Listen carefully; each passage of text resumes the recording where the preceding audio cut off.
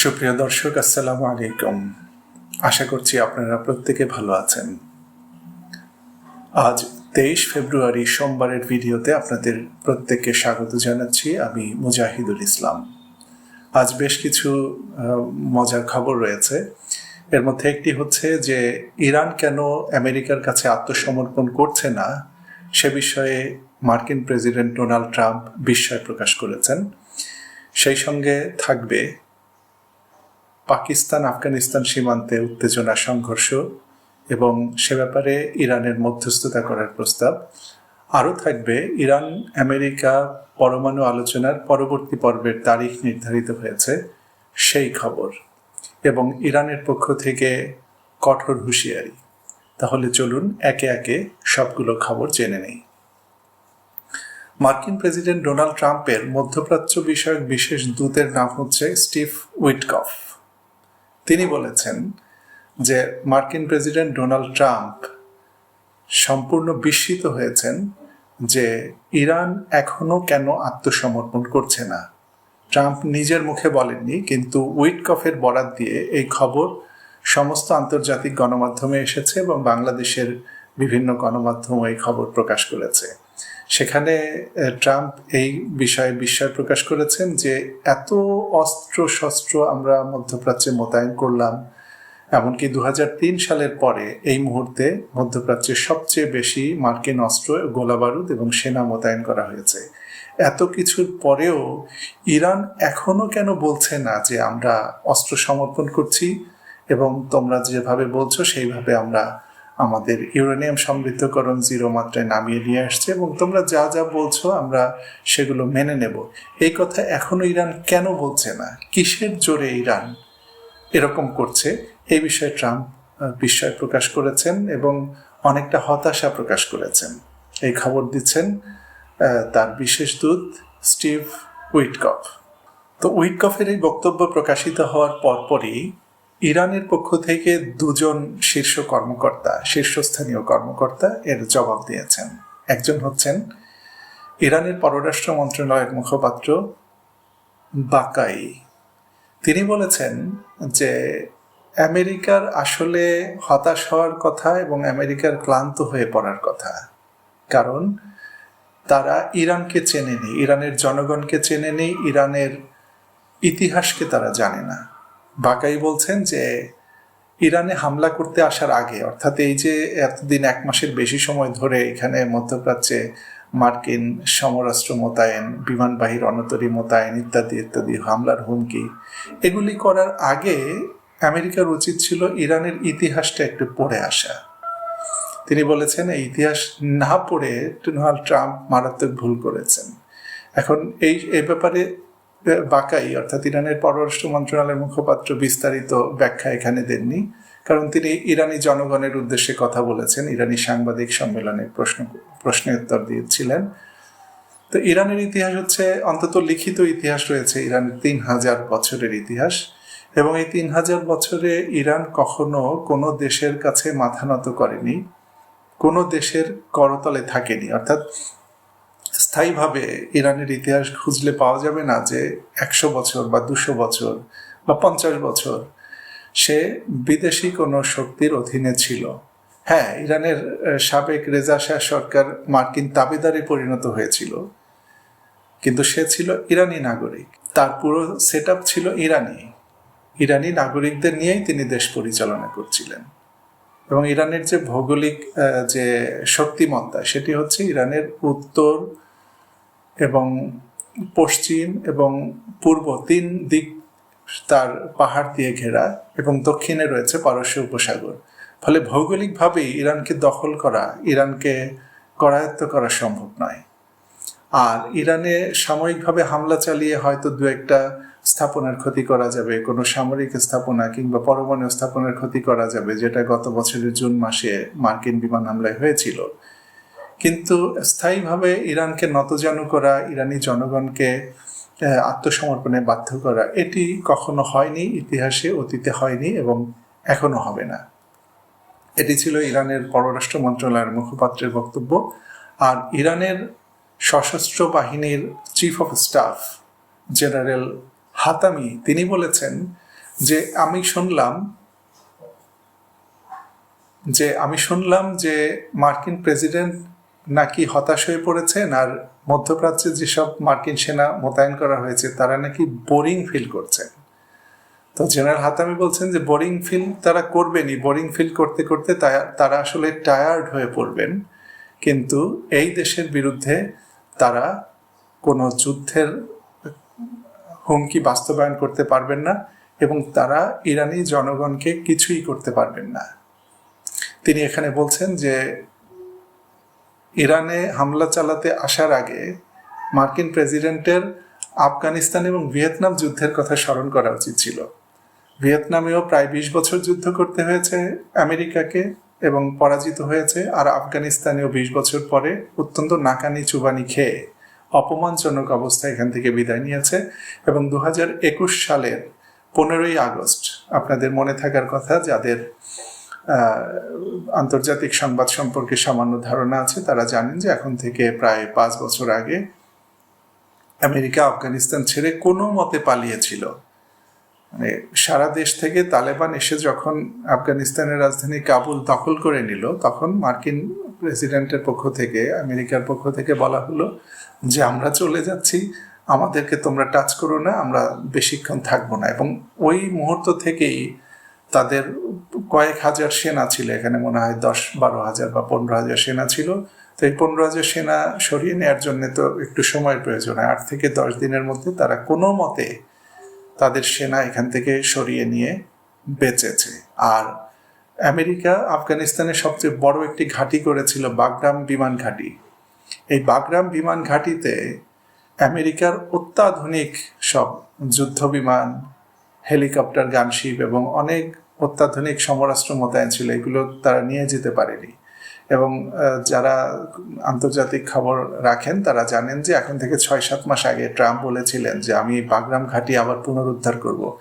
আফগানিস্তানের সরকারকে বললেন যে বাগরাম ঘাঁটিটা আমাকে ফেরত দিতে হবে, কারণ ওই যে মনের মধ্যে কষ্ট, এত লক্ষ কোটি ডলার ব্যয় করে এখানে এই ঘাঁটিটি স্থাপন করা হলো, আপোষে নিয়ে গেল তালেবানরা। যাই হোক, ইরানের সশস্ত্র বাহিনীর চিফ অফ স্টাফ এই আফগানিস্তান এবং ভিয়েতনাম যুদ্ধের প্রসঙ্গ টেনে বলেছেন ওই দুটি যুদ্ধের কথা মাথায় রেখে যেন তারা ইরানে হামলা করতে আসে। আজকের পরবর্তী খবরটি হচ্ছে যে আপনারা এর মধ্যে জেনে গেছেন যে আফগানিস্তান পাকিস্তান সীমান্তে আবার উত্তেজনা দেখা দিয়েছে। গত বছরের জুলাই আগস্ট মাসের দিকে একবার এই দুই দেশের মধ্যে সংঘর্ষ হয়েছিল। তো পাকিস্তানের বিমান বাহিনী আফগানিস্তানের ভিতরে ঢুকে কয়েকটি গ্রামে হামলা চালিয়েছে এবং এই হামলায় 80 ব্যক্তি নিহত হয়েছেন। এই 80 জনের মধ্যে নারী শিশু রয়েছে। শিশুদের দৃশ্যগুলো খুবই মর্মান্তিক এবং সাধারণ মানুষদের ঘর বাড়ি ধ্বংস হয়েছে, মাটির তৈরি ঘর ধ্বংস হয়েছে এবং গ্রামবাসী মিলে এই নিহত মানুষদের দাফন কাফন সম্পন্ন করছেন, এরকম খবর এসেছে, এরকম ছবি দেখা গেছে গণমাধ্যমে। এর অর্থ হচ্ছে যে চোখ বন্ধ করে হামলা চালানো হয়েছে গ্রামবাসীর উপরে, কিন্তু পাকিস্তান দাবি করেছে যে তারা উগ্রবাদীদের বিরুদ্ধে, অর্থাৎ উগ্র সন্ত্রাসীদের বিরুদ্ধে হামলা চালিয়েছে এবং তাতে 80 জন সন্ত্রাসী নিহত হয়েছে। এখন এই যে ছবি দেখা যাচ্ছে শিশুদের, এরা কি সন্ত্রাসী? আমি বুঝি না যে পাকিস্তানের সরকার বা পাকিস্তানের সেনাবাহিনীর মাথার মধ্যে কি আছে। তারা এই ধরনের আচরণ করতে গিয়ে তারা পূর্ব পাকিস্তান হারিয়েছে। পূর্ব পাকিস্তানের উপরে তারা 23 বছর ধরে দমন পীড়ন এবং জুলুম নির্যাতন চালিয়েছিল বলে তাদেরকে পূর্ব পাকিস্তান থেকে বিদায় নিতে হয়েছে। আজ বাংলাদেশ স্বাধীন দেশ, আবার তারা আফগানিস্তানের দিকে হাত বাড়িয়েছে। ওইখানে বালুচিস্তানে স্বাধীনতাকামী আন্দোলন চলছে, সেখানে তারা দমন পীড়ন চালাচ্ছে। যাই হোক, অন্য কোনো প্রসঙ্গ এখানে উত্থাপন করার প্রয়োজন নেই। আফগানিস্তানে এই যে পাকিস্তান হামলা চালিয়েছে, এখান থেকে উত্তেজনা তৈরি হবে খুব স্বাভাবিকভাবেই। তালেবান চেষ্টা করবে প্রতিশোধ নিতে, পাল্টা হামলা চালাতে। পাল্টা হামলা চালালে আবার পাকিস্তান হামলা চালাবে, এখানে একটা সংঘর্ষের পরিস্থিতি তৈরি হবে। তো ইরানের পররাষ্ট্র মন্ত্রণালয়ের মুখপাত্র ইসমাইল বাকাই তিনি আজ এক সংবাদ সম্মেলনে এই বিষয়ে কথা বলেছেন। তিনি বলেছেন যে আমাদের দুটি প্রতিবেশী দেশ, নিকটতম দুটি প্রতিবেশী দেশ আফগানিস্তান এবং পাকিস্তান, তাদের সীমান্তে দুঃখজনক ঘটনা ঘটেছে। আমরা এই ধরনের দুঃখজনক ঘটনার পুনরাবৃত্তি চাই না। পাকিস্তান এবং আফগানিস্তান, তিনি বলছেন যে পাকিস্তান আফগানিস্তান যদি এরকম সংঘাতে লিপ্ত হতে থাকে তাহলে এই দুই দেশ ক্ষতিগ্রস্ত হবে, মুসলিম উম্মাহ ক্ষতিগ্রস্ত হবে, লাভবান হয়ে যাবে অন্য কেউ। এবং তিনি বলেছেন যে আমরা ইরানের পক্ষ থেকে এই দুই দেশকে সংযম প্রদর্শনের আহ্বান জানাচ্ছি এবং আমরা মধ্যস্থতা করার প্রস্তাব দিচ্ছি, যেরকম মধ্যস্থতা আমরা গত বছরের সংঘর্ষের সময় করেছিলাম। এর পরবর্তী খবর হচ্ছে, ইহুদিবাদী ইসরায়েলের প্রধানমন্ত্রী বেনিয়ামিন নেতানিয়াহু তিনি ভারতের প্রধানমন্ত্রী নরেন্দ্র মোদীর আসন্ন তেল আবিব সফর উপলক্ষে বক্তৃতা দিয়েছেন। তিনি বলেছেন যে তিনি উগ্রবাদীদের বিরুদ্ধে, মধ্যপ্রাচ্যের উদীয়মান উগ্রবাদীদের বিরুদ্ধে নতুন জোট করার চিন্তাভাবনা করছেন এবং সেই জোটে ভারত গুরুত্বপূর্ণ অংশীদার হিসেবে কাজ করবে। ভারত, আপনাদের মনে থাকার কথা, ভারত দীর্ঘদিন ইসরায়েলের সঙ্গে 1947 সালে ইসরায়েল প্রতিষ্ঠিত হওয়ার পর থেকে কয়েক দশক পর্যন্ত, সেই নেহেরুর সময় থেকে শুরু করে একেবারে ইন্দিরা গান্ধী শেষ করে আরও পরে এই 2000 সাল পর্যন্ত ভারত ইসরায়েলের সঙ্গে নিজের যে উত্তেজনা, নিজের যে দহরম মহরম ঘনিষ্ঠ সম্পর্ক, এটি প্রকাশ করেনি, গোপন রেখেছিল। কেউ আন্তর্জাতিক অঙ্গনে কেউ জানতো না যে ইসরায়েলের সাথে ভারতের এমন ঘনিষ্ঠ সম্পর্ক রয়েছে। কেন? কারণ মধ্যপ্রাচ্যের মুসলিম দেশগুলোর তেলের উপর ভারত নির্ভরশীল ছিল। মুসলিম দেশগুলো যদি রেগে যায়, ক্ষুব্ধ হয়, তাহলে এই তেল সে হয়তো আর পাবে না। কিন্তু এই চলতি শতাব্দীর শুরুর দিকে এসে যখন আরব দেশগুলো নিজেরাই নতজানু হয়ে গেল আমেরিকা এবং ইসরায়েলের প্রতি, এবং একে একে আরব দেশগুলো ইসরায়েলের সঙ্গে সম্পর্ক প্রতিষ্ঠার আগ্রহ প্রকাশ করলো, তখন ভারত ইসরায়েলের এই ঘনিষ্ঠ সম্পর্ক প্রকাশ হয়ে পড়ল। এবং সাম্প্রতিক যে গাজা যুদ্ধ, এই গাজা যুদ্ধে ভারত অন্যতম প্রধান ভূমিকা পালন করেছে ইসরায়েলের পক্ষে কাজ করার ক্ষেত্রে। ভারতের সাধারণ জনগণ, বিশেষ করে ভারতের মুসলিম জনগণ, কখনোই গাজার উপরে ইসরায়েলি এই নৃশংসতাকে সমর্থন করেননি, এখনো করেন না, আমরা জানি। কিন্তু ভারতের সরকার আর ভারতের জনগণ দুটি আলাদা সত্তা। ভারত সরকার, উগ্র হিন্দুত্ববাদী সরকার, ইসরায়েলকে সমর্থন করেছে, সহযোগিতা করেছে, এবং সেই উগ্রবাদীদের বিরুদ্ধে একটা জোটের অংশীদার হতে নরেন্দ্র মোদী ইসরায়েল সফরে যাচ্ছেন। খুব শিগগিরই, হয়তো এই সপ্তাহে বা আগামী সপ্তাহে ইসরায়েল সফরে যাবেন নরেন্দ্র মোদী। তো নেতানিয়াহু এখানে বলেছেন যে তিনি একটি হেক্সাগন বা ষড়ভুজাকৃতির একটি জোট গঠন করতে চান, এবং তিনি বলছেন যে আমরা দুটি শক্তির মোকাবেলা করব। একটি হচ্ছে ইরানের নেতৃত্বাধীন শিয়া উগ্রবাদী গোষ্ঠী, আর একটি উদীয়মান সুন্নি উগ্রবাদী গোষ্ঠী। এখানে ইরানের কথা তো তিনি বলেই দিলেন, ইরানের সঙ্গে কে কে আছে সেটিও স্পষ্ট। লেবানন, ইয়েমেন, ইরাকের একটি অংশ এরা আছে। এরা হচ্ছে তার ভাষায় ইরানের নেতৃত্বাধীন শিয়া অক্ষ। আর সুন্নি অক্ষের ব্যাখ্যা উনি দেননি, কিন্তু সাধারণভাবে ইসরায়েলের প্রধানমন্ত্রী যাদেরকে বোঝান তাদের মধ্যে অন্যতম হচ্ছেন মিশরের ইখওয়ানুল মুসলিমিন বা মুসলিম ব্রাদারহুড। এখন ইসলামের শত্রু, মুসলমানদের শত্রু, ফিলিস্তিনের শত্রু ইসরায়েলের প্রধানমন্ত্রী, তিনি কিন্তু তার শত্রু হিসেবে মুসলমানদের মধ্যে কোনো বিভেদ করেননি। শিয়াও তার শত্রু, সুন্নিও তার শত্রু। এখন আমরা মুসলমানরা একে অপরকে শিয়া কিংবা সুন্নি গালি দিয়ে পরস্পরের চামড়া তুলে নেই, পরস্পরের পিঠের ছাল তুলে নেই, এবং আমরা লড়াই করতে থাকি। আর ওরা আমাদেরকে সম্মিলিত শত্রু হিসেবে আমাদেরকে হত্যা করতে থাকুক। আসুন আমরা এই কাজ করি।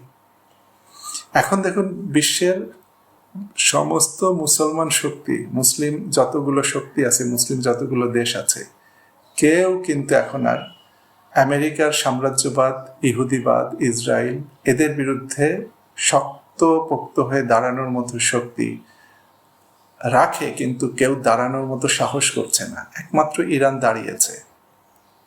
এবং আপনারা নিশ্চিত থাকুন যদিও আমেরিকা এটি করতে পারবে না, তারপরে কোনো কারণে যদি ইরান ধ্বংস হয়ে যায় বা ইরানকে কোনোভাবে নিঃশেষ করে দেয়া যায়, তাহলে এরপরে এই সাম্রাজ্যবাদ, যেসব মুসলিম দেশ এখন ভাবছে যে চুপচাপ থেকে বসে আছে, যে আমাকে কিছু করবে না, আমি চুপচাপ থাকলেই আমি শান্তিতে থাকতে পারবো, আমি নিরাপদ থাকতে পারবো, এদের কেউই নিরাপদ থাকবে না। এদেরকে তখন ছবল মারবে আমেরিকা এবং ইসরায়েল। ইসরায়েলে নিযুক্ত মার্কিন রাষ্ট্রদূত তো বলেই ফেলেছেন, একদম ছবি সহ, গ্রেটার ইসরায়েল, নীল থেকে ফোরাত পর্যন্ত ইসরায়েল প্রতিষ্ঠিত হবে। এই কথা এতদিন গোপন ছিল, ইদানিং একটু একটু করে গণমাধ্যমে আসতে শুরু করেছিল। এখন রাষ্ট্রদূত পর্যায়ে পরিষ্কার ভাষায় বলে দেয়া হচ্ছে যে তাদের মূল লক্ষ্য গ্রেটার ইসরায়েল, নীল থেকে ফোরাত পর্যন্ত। নীল হচ্ছে মিশরে আর ফোরাত হচ্ছে ইরাকে। ইরাক পর্যন্ত একটা রাষ্ট্র প্রতিষ্ঠিত হবে, সেটির নাম ইসরায়েল। এবং এই ব্যাপারে আপনারা নিশ্চিত থাকুন যে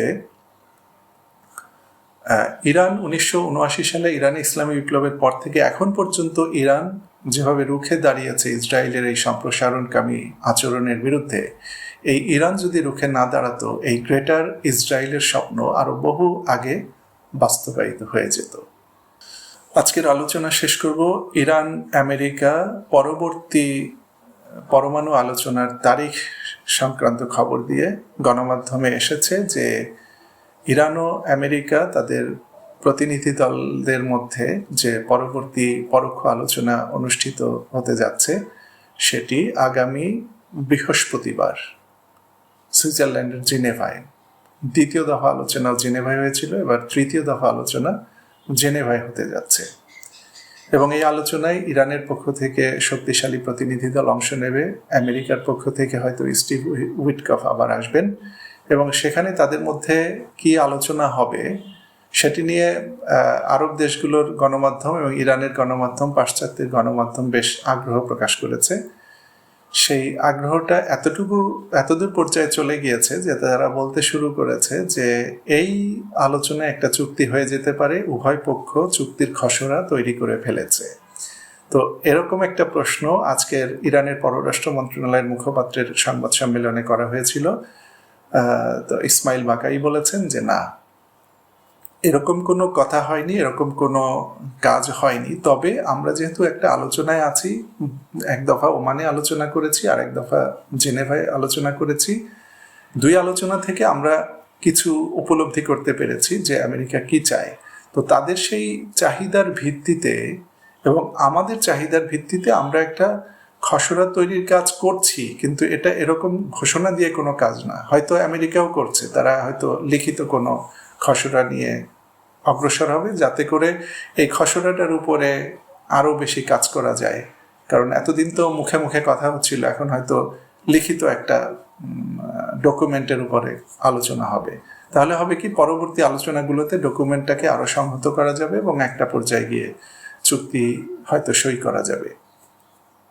আর এই আলোচনাকে সামনে রেখে ইরানের পররাষ্ট্রমন্ত্রী আব্বাস আরাকচি বলেছেন যে আমরা আমাদের কাছে যে সমৃদ্ধ ইউরেনিয়াম রয়েছে সেগুলোর মাত্রা কমিয়ে আনতে পারি, কারণ আমাদের এই উচ্চ মাত্রার সমৃদ্ধ ইউরেনিয়াম আমাদের প্রয়োজন নেই। কিন্তু এক বিন্দু পরিমাণ ইউরেনিয়াম ইরানের বাইরে যাবে না। আমেরিকার পক্ষ থেকে দাবি তোলা হয়েছিল যে তোমাদের কাছে যে 400 কেজির মতো ইউরেনিয়াম সমৃদ্ধ করা আছে, এগুলি তোমরা ইরান থেকে বের করে দাও। যদি আমাদের কাছে দিতে ইচ্ছে না হয়, তাহলে অন্তত তোমাদের যে মিত্র দেশ আছে রাশিয়া, সেই রাশিয়ার কাছে দিয়ে দাও, কিন্তু তোমাদের কাছে থাকতে পারবে না। ইরানের পররাষ্ট্রমন্ত্রী বলেছেন যে না, কারো কাছে আমরা দেব না, এটা ইরানেই থাকবে এবং আমরা প্রয়োজনে এটার মাত্রা কমিয়ে আনবো, যাতে তোমাদের যে উদ্বেগ রয়েছে যে আমরা পরমাণু বোমা তৈরি করতে পারি, সেই উদ্বেগটা আমরা কমিয়ে আনবো। এখন 60 মাত্রায় আছে, এটাকে আমরা 20 মাত্রায় বা তার নিচে আনতে রাজি আছি। আমাদের লক্ষ্য হচ্ছে তোমরা এই চুক্তি করে আমাদের উপর থেকে নিষেধাজ্ঞা তুলে নেবে। আমাদের একটা লক্ষ্য হচ্ছে নিষেধাজ্ঞা তুলে নেওয়া, তোমাদের উদ্দেশ্য হচ্ছে আমরা যদি পরমাণু বোমা তৈরি করতে না পারি, তাহলে আসো উইন উইন একটা সিচুয়েশন তৈরি করি, তোমরাও জিতবে আলোচনায়, আমরাও জিতবো। তো দেখা যাক কি হয়, আমরা ততক্ষণ পর্যন্ত অপেক্ষায় থাকি। আমরা যুদ্ধ চাই না, আমরা চাই সবাই শান্তিতে থাকুক, সবাই নিরাপদে থাকুক। আপনারাও সবাই শান্তিতে থাকুন, নিরাপদে থাকুন। ভালো থাকুন, সুস্থ থাকুন। আল্লাহ হাফেজ।